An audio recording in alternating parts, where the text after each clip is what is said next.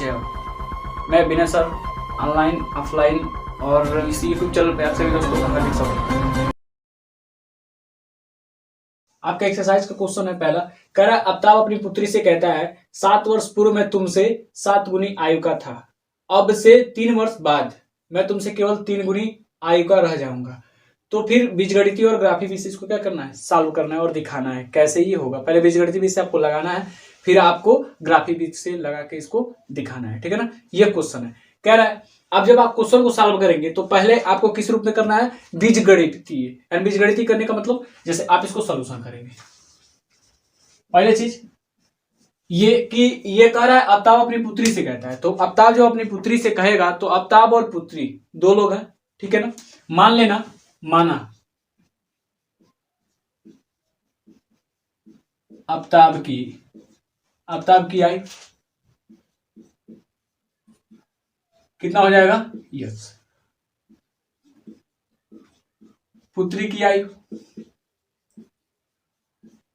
Y, क्योंकि दो व्यक्ति हैं तो एक्स और वाई, ठीक है ना। अगर इसके जगह कोई और नाम लेता है फिर एक्स और वाई ही मानना है, बाकी कुछ और नहीं मानना, क्योंकि चर के रूप में यही दो है, ठीक है ना।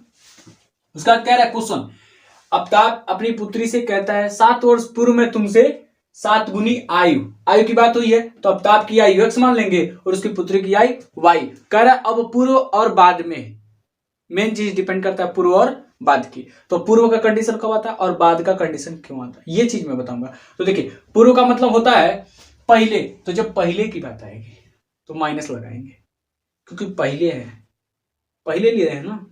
बाद में जाएंगे तो पॉजिटिव होता है, क्योंकि जो पहले के लोग गरीब थे वो आज ही गरीब हैं, क्या वो अमीर बनते जा रहे हैं, संघर्ष कर रहे हैं, अमीर हो रहे हैं। क्या जो पहला कमजोर लड़का था वो आगे पढ़ाई करके आगे नहीं जाएगा, तो प्लस यानी वो पॉजिटिव, पहले निगेटिव फिर वो पॉजिटिव, ऐसे लेना है। तो आप लिखेंगे स्थिति नंबर 1।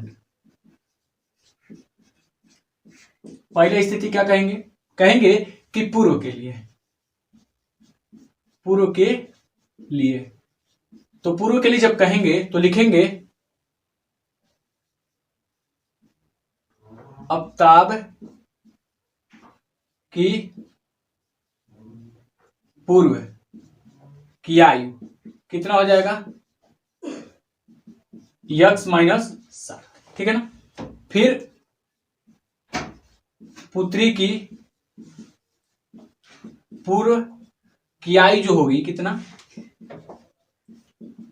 y माइनस 7, ठीक है ना, क्योंकि पूर्व की बात कर रहा है 7 और y 7, ठीक है ना, 7 की बात किया है।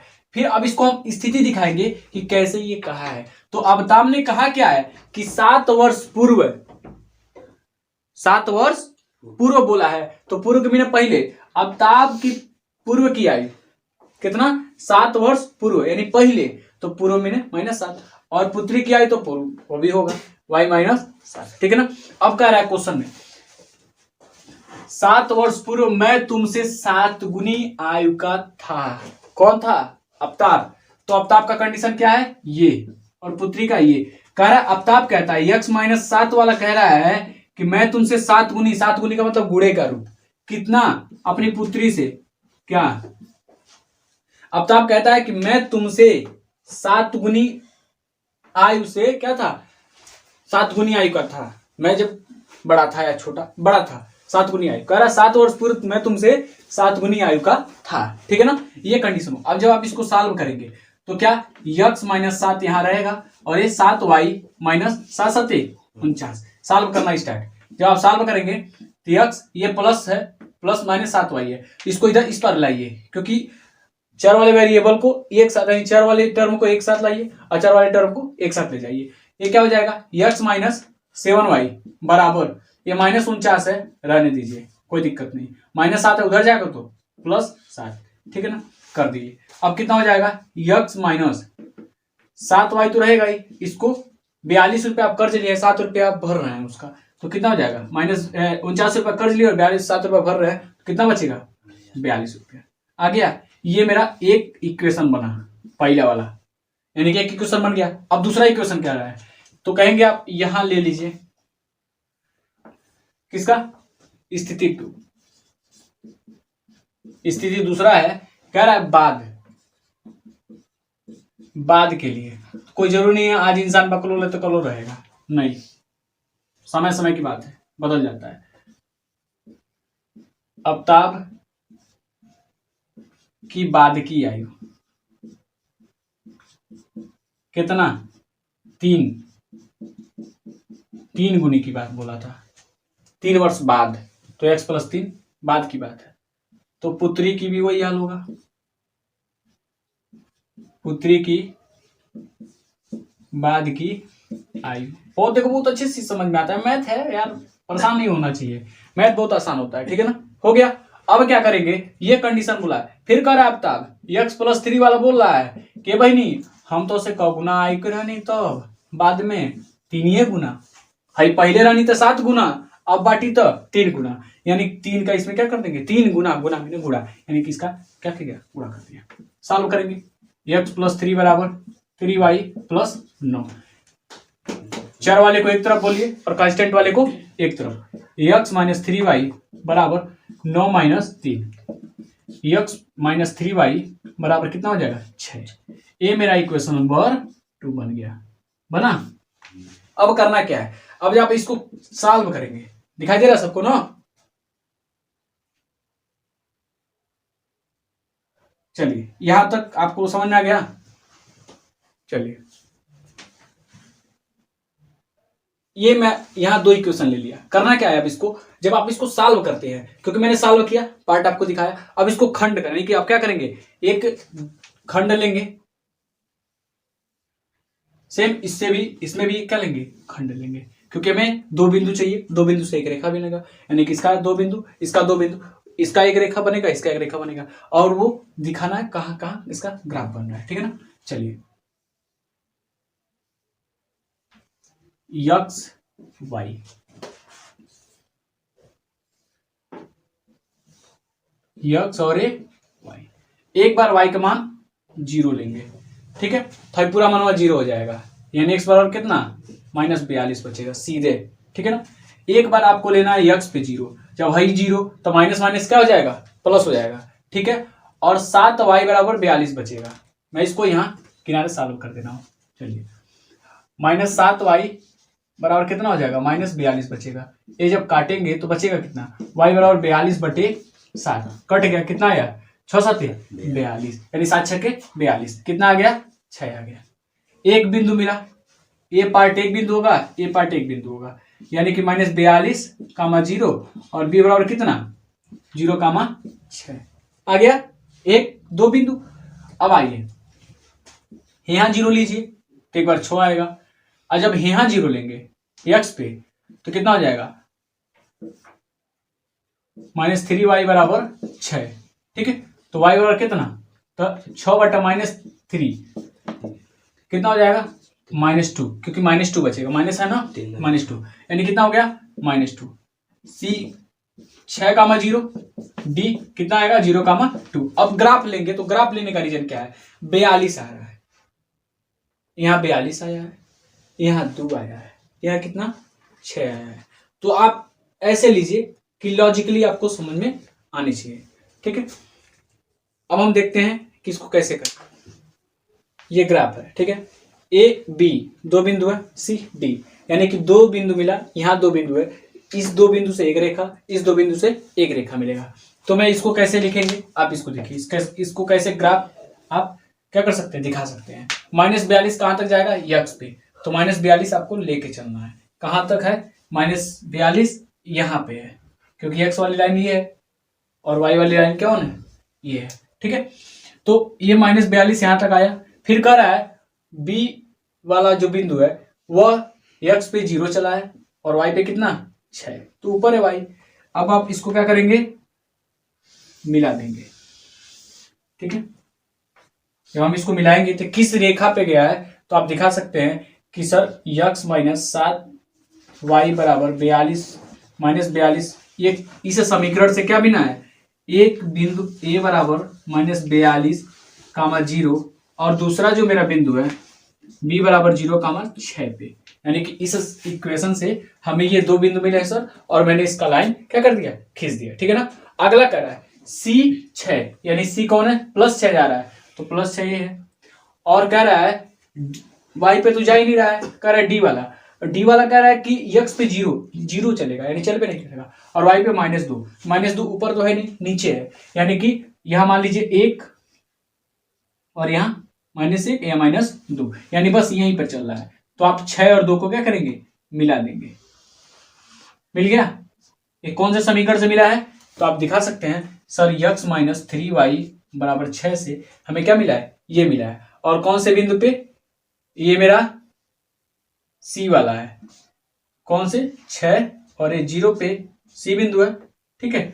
और जो मेरा D वाला है यहां पे D बिंदु, वो किस पे है सर, 0, -2 पे। यही आपका क्या है, ग्राफ और बीजगणितीय रूप। बीजगणित हमारा ये वाला, यानी कि जब तक हम बीजगणित x y के मान को ज्ञात करेंगे, दो बिंदु ज्ञात करेंगे, जब तक यानी सवाल को लगाएंगे तब तक ये क्या है, बीजगणित है। और जब ग्राफ बना के दिखा देंगे तो ग्राफ ही विधि हो जाएगा, ठीक है ना। अब दोनों समझ में आ गया होगा, आप लिख लीजिए, ठीक है। रोको, अगला क्वेश्चन है, कह रहा है कि क्रिकेट टीम के कोच ने 3900 रुपए में कितने 3900 रुपए में कितने 3 बल्ले तथा 6 गेंद, बाद में उसने एक और बल्ला तथा उसी प्रकार की 2 गेंद 300 रुपए में खरीदी। इसे बीजगणित और ग्राफिक विधि से क्या करना है, हल करना है, ठीक है। 1300, ठीक है ना, ये आपको पता होना चाहिए। तो आपको ये दिखाना कैसे, बीजगणितीय और ग्राफीय रूप में, ठीक है ना।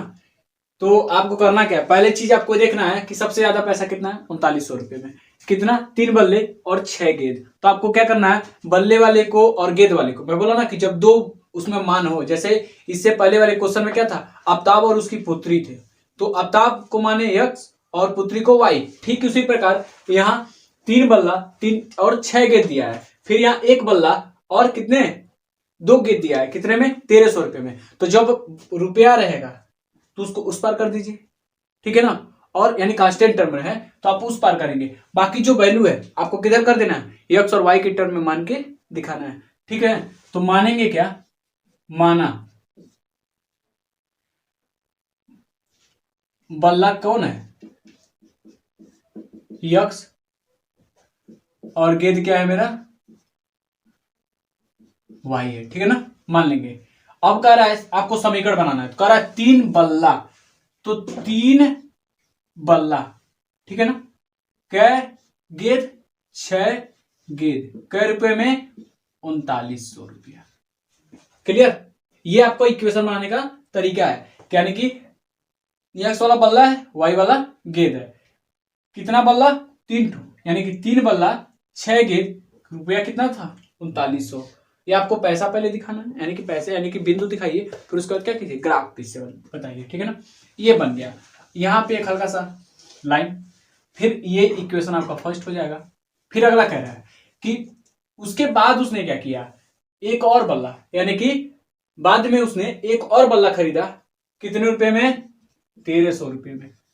1300 रुपए में एक बल्ला और 2 गेंद, यानी एक बल्ला आगे एक है, लिखना नहीं चाहिए, लिख दे रहे हैं, ठीक है ना, और कितना 2 गेंद, बन के तैयार। समीकरण नंबर 2, कोई दिक्कत नहीं। अब आपको ग्राफ लेना है, यानी कि इसको खंड में सॉल्व करेंगे, 2 बिंदु मिलेगा, तो 2 बिंदु जब मिलेगा तो आपको ग्राफ ले लेना है, x मिला और y। अब एक बार x y का मान रखिए, तो 0, तो जब 0 तो 3 और 39 को जब काटेंगे तो 13 आई 3900, यानी कि यहाँ कितना आ जाएगा, 1300। फिर ये बार यहाँ y, x पे 0, तो y की वैल्यू कितना आएगा, तो 6 को जब 3900 से भाग देंगे तो कितना होगा, 650 आएगा। समझा गया ना, क्लियर। अब आइए अगला, इसको खंड बनाइए, चलिए ये हो जाएगा x, ये हो जाएगा y, यहां एक बार 0, तो कितना हो जाएगा, ये 1300 डायरेक्टली बच जाएगा, ठीक है ना। यहां 0 किए हैं तो ये 0 किए हैं, तो x बराबर कितना, 1300 बचेगा। अब y x वाला 0 करेंगे तो कितना हो जाएगा, 650, कोई दिक्कत नहीं, ठीक है। ये आपको देखिए मैं इससे पहले बताया हूं, प्रतिच्छेदन, समांतर और संपाती, सेम कंडीशन वैसे ही आएगा, ठीक है ना। आप जब इसको ग्राफ लेंगे, क्या लेंगे, ग्राफ, ए बिंदु कौन है, पहले वाला मान 1300, 0, बी बिंदु कौन है 0,650, ठीक है ना। सी बिंदु कौन है 1300, और डी बिंदु कौन है मेरा 0,650। देखिए पहले चीज ये वाली वैल्यू सेम आ रही है, सी सेम, बी भी सेम, तो आप जान जाएंगे कि सर बी और डी सेम बिंदु आ रहा है और ए और सी सेम बिंदु आ रहा है, अतः क्या हो जाएगा संपाती, यानी एक ही लाइन पे दो बिंदुएं क्या हो रही हैं गुजर रही है, एक ही लाइन पे दो बिंदुएं क्या हो रही हैं समान रूप से आ रही है, समान अनुपात में आ जा रहा है, ठीक है ना। अब आइए कितनी कितनी का जोड़ा बनाएंगे पहले ये डिसाइड करना रहता है, ठीक है ना। तो देखिए अगर 5.5 का हम जोड़ा लें तो 6.5 का तो आ जाएगा वैल्यू, ठीक है। 6.5 की वैल्यू लेंगे तो शायद हमारे लिए आसान हो जाएगा। और एग्जाम्पल कैसे लेंगे, देखिए एग्जाम्पल लेने का प्रश्न नहीं उठता है। 0 लीजिए, फिर कितना 650, फिर 1300, ठीक है ना। फिर इसके आगे जब लेंगे तो 1950, फिर इसके आगे बढ़ते चले जाइए, ठीक है ना। ये कितना हो जाएगा 2600, आगे आप बढ़ सकते हैं, फिर यहाँ 650, फिर यहाँ 1300, फिर यहाँ 1950, फिर यहाँ 2600। ज्यादा दूर तक जाना ही नहीं है, क्यों, क्योंकि हमें 1300 तक जाना है और 650 तक जाना है, ठीक है ना। ये आपका मैं जो वैल्यू दिखाया शायद दिखाई नहीं दे रहा था, मैंने इसको क्या कर दिया थोड़ा सा पोस्टपोन किया हूं, तो ये आ गया मेरी वैल्यू, ठीक है ना। यहां तक जाने की जरूरत नहीं है। अब क्या करना है, कहां से कहां तक वैल्यू लेना है, कह रहा है 1300, यानी कि पहला x है दूसरा y, ये x है, ठीक है, और ये y है, ये x है और ये y है।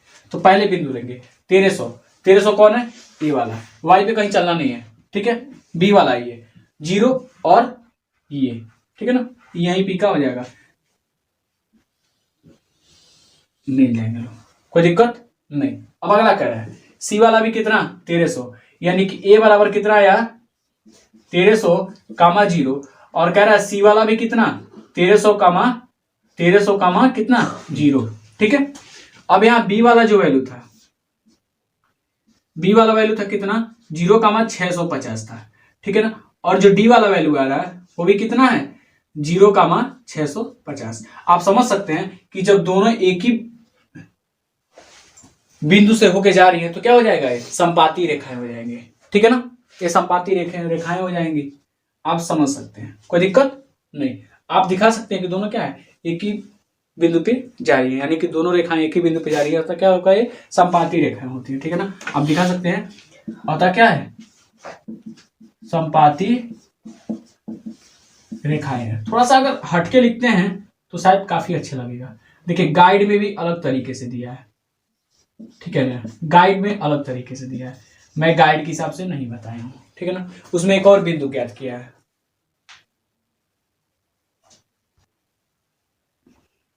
अगला क्वेश्चन करना क्या है, कह रहा है तीसरा, देखिए एक्सरसाइज में 3 ही क्वेश्चन दिए हैं, ठीक है ना, 3 में से मैंने 2 बताया, ये आपको करना है, बस मैं आपको तरीका बता दे रहा हूँ, समझा दे रहा हूँ, कर लीजिएगा।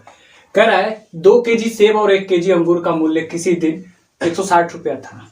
जन्मे कर तो महंगाई बढ़ जाता है, कब वो घटता है कब वो बढ़ता है, हो सके उस समय लालाई का जमाना था, ढेर पैदावार हो रहा था, 160 रुपया बिका रहा था, ठीक है ना।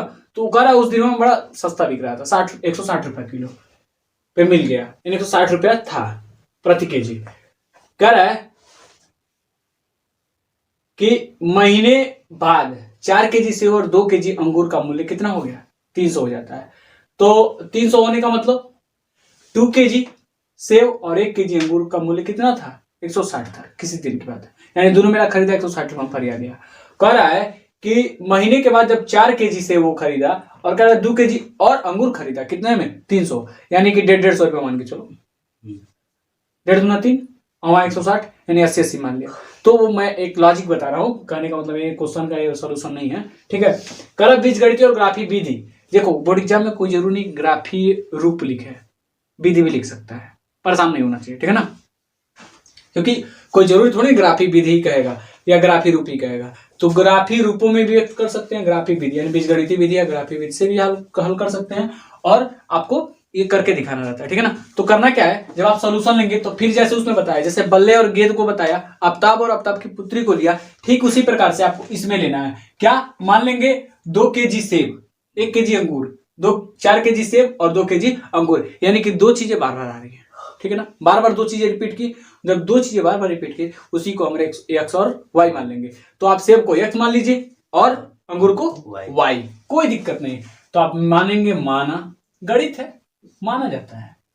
सेब क्या है, यक्स,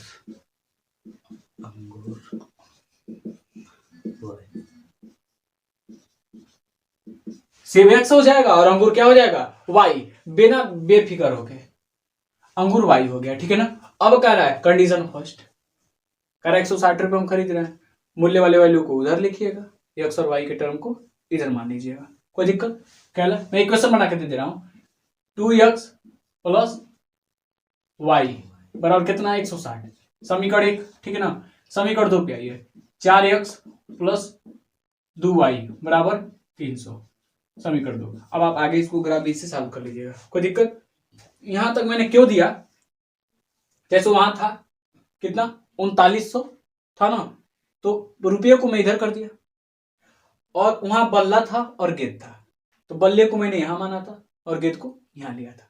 यहां मैंने सेब को लिया और यहां अंगूर को, तो सेब का 2 kg था, अंगूर 1 kg था, तो 1 kg हम लिखे नहीं, एक यहाँ है, आपको पता है, मैंने कैलकुलेशन में बताया था। आप नहीं समझ में आ रहा है तो आप लेक्चर वीडियो पीछे देख सकते हैं। और ये क्या है, 4 kg है और ये 2 kg है, कितने में, 300 रुपये में। आप इस दोनों क्वेश्चन को जब सॉल्व करेंगे, दोनों क्वेश्चन को लेके खंड में रखेंगे, वैल्यू रखेंगे, एक बार x का मान 0, एक बार y का मान 0 करके लगाएंगे, तो हमें दो बिंदु मिलेगा। दोनों बिंदु से क्या कीजिएगा, आप क्वेश्चन को सॉल्व करके ग्राफिक इमेज में दिखा दीजिएगा, ठीक है ना। जहां ना समझ में आप सीधे पूछ सकते हैं, जुड़ सकते हैं, ठीक है ना। सभी को बता रहे हैं, थैंक यू।